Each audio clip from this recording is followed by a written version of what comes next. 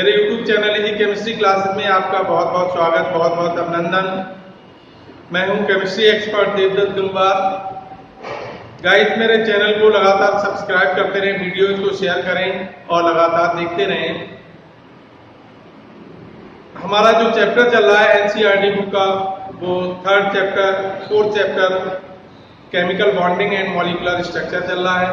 इसमें हमने previous lecture में बहुत सारे टॉपिक्स पढ़े हैं। हमारा जो मेन प्रीवियस लेक्चर में टॉपिक चल रहा था वो था BACTR थ्योरी।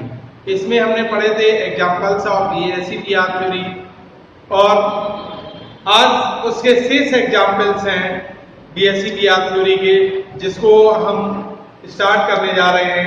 आपके समक्ष प्रस्तुत करते हैं स्ट्रक्चर ऑफ PCl5। ये बहुत ही इंपॉर्टेंट टॉपिक है, स्ट्रक्चर ऑफ PCl5। देखिए, PCl5 में phosphorus central atom, phosphorus central atom में इसका एटॉमिक नंबर 15 होता है, इलेक्ट्रॉनिक कॉन्फ़िगरेशन 285। इससे ये पता चलता है कि फास्फोरस के वैलेंसी शेल में 5 इलेक्ट्रॉन होते हैं। 5 क्लोरीन एटम शेयरिंग में 5 इलेक्ट्रॉन कंट्रीब्यूट करता है। इस प्रकार फास्फोरस के वैलेंसी शेल में 10 इलेक्ट्रॉन और 5 पेयर इलेक्ट्रॉन हो जाते हैं। ये सभी पेयर बॉन्ड पेयर इलेक्ट्रॉन होते हैं।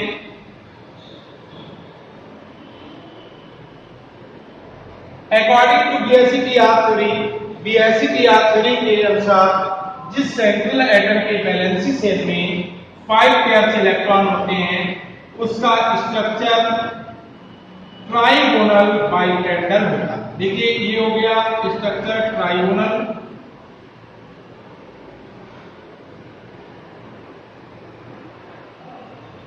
और ट्राइगोनल में ये वाला बॉन्ड एंगल होता है 120 डिग्री।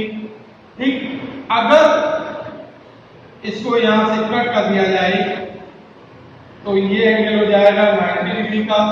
ये क्लोरीन लगे हुए हैं। ठीक, ये स्ट्रक्चर हो गया ट्राइगोनल बाइपिरामिडल स्ट्रक्चर। ये हो जाएगा trigonal bipyramidal structure of PCl5। तो BACTR थ्योरी के अनुसार सिद्ध होता है कि PCl5 का स्ट्रक्चर ट्राइगोनल बाइपिरामिडल होता है। इसके बाद हम नेक्स्ट एग्जांपल है हमारा स्ट्रक्चर ऑफ SF4। SF4 जो है, जिसे कहते हैं सल्फर टेट्राफ्लोराइड। देखिए, सल्फर टेट्राफ्लोराइड में सल्फर सेंट्रल एटम है। सल्फर का एटॉमिक नंबर 16 होता है। इसका इलेक्ट्रॉनिक कॉन्फ़िगरेशन होगा 286, अर्थात सल्फर के वैलेंसी शेल में 6 इलेक्ट्रॉन होते हैं। 4 फ्लोरीन एटम शेयरिंग में 4 इलेक्ट्रॉन कंट्रीब्यूट करता है। तो इस प्रकार सल्फर के वैलेंसी शेल में 10 इलेक्ट्रॉन और 5 पेयर्स इलेक्ट्रॉन हो जाते हैं। अब देखिए, कितने इलेक्ट्रॉन हो गए? 5 पेयर्स हो गए। अब 5 पेयर्स में फ्लोरीन कितने एटम से शेयरिंग कर रहा है? 4 एटम से। तो इसका मतलब है यहाँ 4 कोवैलेंट बॉन्ड बनेंगे और एक क्या होगा? लोन। तो ये हो जाएगा 4 pair bond pair and 1 pair क्या हो जाएगा? Lone pair. आप जानते हैं कि लोन पेयर मॉलिक्यूल में रिपल्सन क्रिएट करते हैं और रिपल्सन के कारण ज्योमेट्री चेंज हो जाती है। तो ऐसा 4 मॉलिक्यूल में सल्फर के वैलेंसी शेल में 5 पेयर्स इलेक्ट्रॉन होते हैं, जिनमें 4 पेयर्स बॉन्ड पेयर और एक पेयर क्या होता है? Lone pair electron. BACTR theory के अनुसार जिस सेंट्रल एटम के वैलेंसी शेल में 5 पेयर इलेक्ट्रॉन होते हैं, उसका स्ट्रक्चर ट्राइगोनल बाइपिरामिडल होना चाहिए। लेकिन एक पोजीशन पर लोन पेयर इलेक्ट्रॉन होने के कारण इसकी ज्योमेट्री क्या हो जाती है? चेंज हो जाती है। तो देखिए, ये फ्लोरीन हो गए,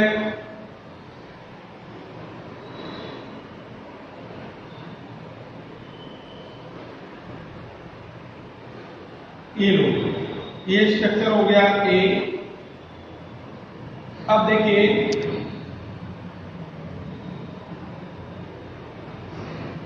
ये फ्लोरीन एटम है, ये फ्लोरीन एटम है,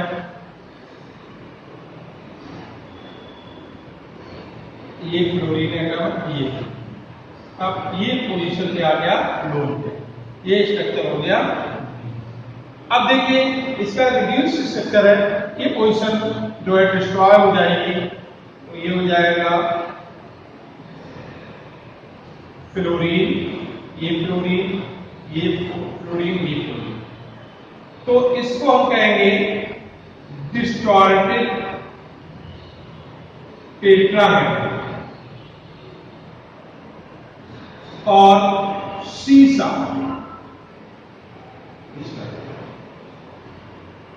तो इससे ये सिद्ध होता है कि SF4 का स्ट्रक्चर जो है वो ट्राइगोनल बाइपिरामिडल ना होकर एक लोन पेयर इलेक्ट्रॉन प्रेजेंट होने के कारण डिस्टॉर्टेड टेट्राहेड्रल और सीसा होता है। इसी प्रकार हमारा नेक्स्ट एग्जांपल है ClF3।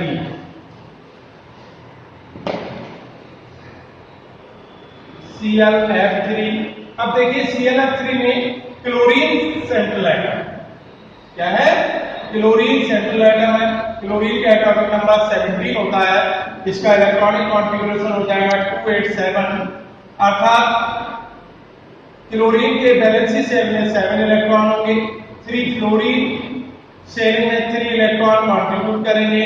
इस प्रकार क्लोरीन के वैलेंसी शेल में 10 इलेक्ट्रॉन और 5 पेयर्स इलेक्ट्रॉन हो जाएंगे। अब देखिए 3 फ्लोरीन एटम शेयरिंग कर रहा है, तो इसमें क्या हो जाएंगे? 3 pairs bond pair and 2 pairs क्या हो जाएंगे? Lone pair. अब जानते हैं कि लोन पेयर इलेक्ट्रॉन जो है वो मॉलिक्यूल में रिपल्सन क्रिएट करते हैं, तो इसलिए इसकी ज्योमेट्री क्या हो जाएगी? चेंज हो जाएगी। अब देखिए इस मॉलिक्यूल में सेंट्रल एटम क्लोरीन है, क्लोरीन के वैलेंसी शेल में 7 इलेक्ट्रॉन होते हैं, 3 फ्लोरीन एटम शेयरिंग में 3 इलेक्ट्रॉन कंट्रीब्यूट करते हैं। इस प्रकार क्लोरीन के वैलेंसी शेल में 10 इलेक्ट्रॉन या 5 पेयर्स इलेक्ट्रॉन हो जाते हैं। ये 5 पेयर्स में से 3 pairs bond pair and 2 pairs क्या होते हैं? लोन पेयर इलेक्ट्रॉन, और 2 pairs lone pair electron present होने के कारण इसकी ज्योमेट्री चेंज हो जाएगी।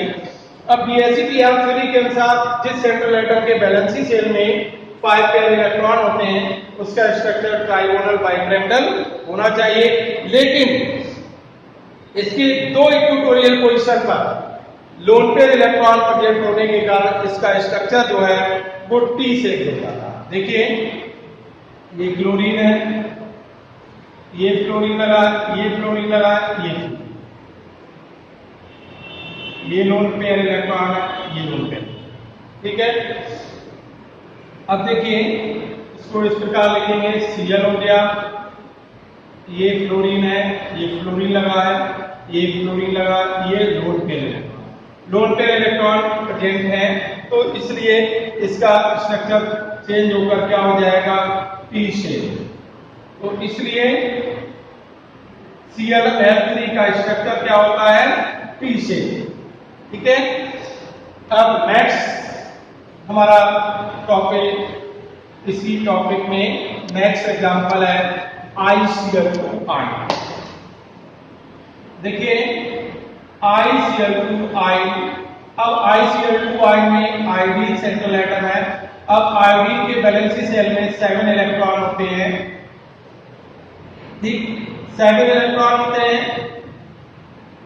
अब आयोडाइड आयन के फॉर्मेशन में, आयोडाइड आयन के फॉर्मेशन में ये 1 इलेक्ट्रॉन क्या करेगा? गेन करेगा। तो इसके वैलेंसी शेल में कितने इलेक्ट्रॉन हो जाएंगे? 8 इलेक्ट्रॉन हो जाएंगे। शेयरिंग में 2 क्लोरीन एटम शेयरिंग में 2 इलेक्ट्रॉन कंट्रीब्यूट करेगा, इसलिए इसके वैलेंसी शेल में 10 इलेक्ट्रॉन और 5 पेयर्स इलेक्ट्रॉन हो जाएंगे। अब 5 पेयर्स इलेक्ट्रॉन हो जाएंगे, 5 पेयर्स इलेक्ट्रॉन होते हैं, तो आप जानते हैं BSE-PR थ्योरी के अनुसार जिस सेंट्रल एटम के वैलेंसी शेल में 5 पेयर इलेक्ट्रॉन होते हैं उसका स्ट्रक्चर ट्राइगोनल बाइपिरामिडल होना चाहिए। लेकिन इसमें क्या होता है, दो पोजीशन पर lone pair electron present, sorry दो नहीं, 3 पोजीशन पे लोन पेयर इलेक्ट्रॉन है, इसलिए इसका स्ट्रक्चर जो है वो चेंज होकर के क्या हो जाएगा, लीनियर हो जाएगा। देखिए ये Cl हो गया, सॉरी आयोडीन हो गया। अब देखिए ये क्या है, क्लोरीन है, ये क्लोरीन है, ये लोन पेयर है, ये लोन पेयर, ठीक। और ये अगले स्ट्रक्चर में क्या हो जाएगा, ये आयोडीन है, ये क्लोरीन आ जाएगा, ये क्लोरीन, ये लोन पेयर इलेक्ट्रॉन, ये लोन पेयर इलेक्ट्रॉन। अब ये क्योंकि आयन है तो इसलिए एक इसके नेगेटिव चार्ज लगा हुआ है, तो ये स्ट्रक्चर हो जाएगा linear structure of ICl2 ion. तो इससे ये सिद्ध होता है कि ICl2 आयन का स्ट्रक्चर जो है वो लीनियर होता है, ट्राइगोनल बाइपिरामिडल नहीं होता है। इसी प्रकार हमारा नेक्स्ट एग्जांपल है स्ट्रक्चर ऑफ SF6 अर्थात सल्फर हेक्साक्लोराइड। आप जानते हैं कि सल्फर का एटॉमिक नंबर 16 होता है, इसके वैलेंसी शेल में 6 इलेक्ट्रॉन होते हैं, 6 फ्लोरीन एटम शेयरिंग में 6 इलेक्ट्रॉन कंट्रीब्यूट करते हैं। इस प्रकार सल्फर के वैलेंसी शेल में 12 इलेक्ट्रॉन और 6 पेयर्स इलेक्ट्रॉन हो जाते हैं। ये सभी पेयर्स क्या होते हैं, बॉन्ड पेयर इलेक्ट्रॉन होते हैं, ऑल पेयर्स बॉन्ड पेयर। आप जानते हैं BSE-PR3 के अनुसार जिस सेंट्रल एटम के वैलेंसी शेल में 6 पेयर इलेक्ट्रॉन होते हैं उसका स्ट्रक्चर कैसा होता है, ऑक्टाहेड्रल। कैसा होता है, ऑक्टाहेड्रल होता है। और जब ऑक्टाहेड्रल स्ट्रक्चर होता है तो बॉन्ड एंगल सभी जो है वो 90 डिग्री की होते हैं, 90 डिग्री। इससे ये सिद्ध होता है कि SF6 का स्ट्रक्चर जो है वो ऑक्टाहेड्रल होता है। ये हो गया ऑक्टाहेड्रल स्ट्रक्चर ऑफ SF6, ठीक है। अब हमारा BSE-PR3 का लास्ट एग्जाम्पल जिसका नाम है IF7 आयोडीन हेप्टाक्लोराइड। तो देखिए इसमें सेंट्रल एटम आयोडीन है, आयोडीन के वैलेंसी शेल में 7 इलेक्ट्रॉन होते हैं, 7 फ्लोरीन एटम शेल में 7 इलेक्ट्रॉन कंट्रीब्यूट करते हैं। इस प्रकार आयोडीन के वैलेंसी शेल में 14 इलेक्ट्रॉन और 7 पेयर्स इलेक्ट्रॉन होते हैं। ये सभी पेयर्स क्या होते हैं, बॉन्ड पेयर होते हैं, all pairs bond pairs. BSE-PR3 के अनुसार जिस सेंट्रल एटम के वैलेंसी शेल में 7 पेयर्स इलेक्ट्रॉन होते हैं उसका स्ट्रक्चर कैसा होता है, पेंटागोनल। कैसा होता है, ये स्ट्रक्चर हो गया पेंटागोनल। और पेंटागोनल जब स्ट्रक्चर होता है तो 5।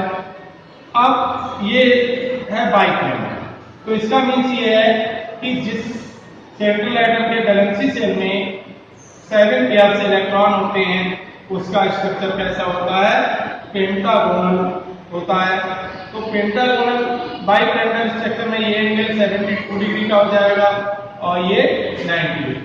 तो ये हो गया pentagonal bipyramidal structure of IF7। तो BSE-PR3 के अनुसार IF7 का स्ट्रक्चर पेंटागोनल बाइपिरामिडल होता है। स्टूडेंट्स, मैं समझता हूँ आपको बहुत अच्छी तरीके से समझ आया होगा और इसलिए इसको लगातार पढ़ते रहें और नेक्स्ट लेक्चर में हम नेक्स्ट वीडियो, नई वीडियो के साथ, नए टॉपिक के साथ लेकर आपके समक्ष प्रस्तुत होंगे।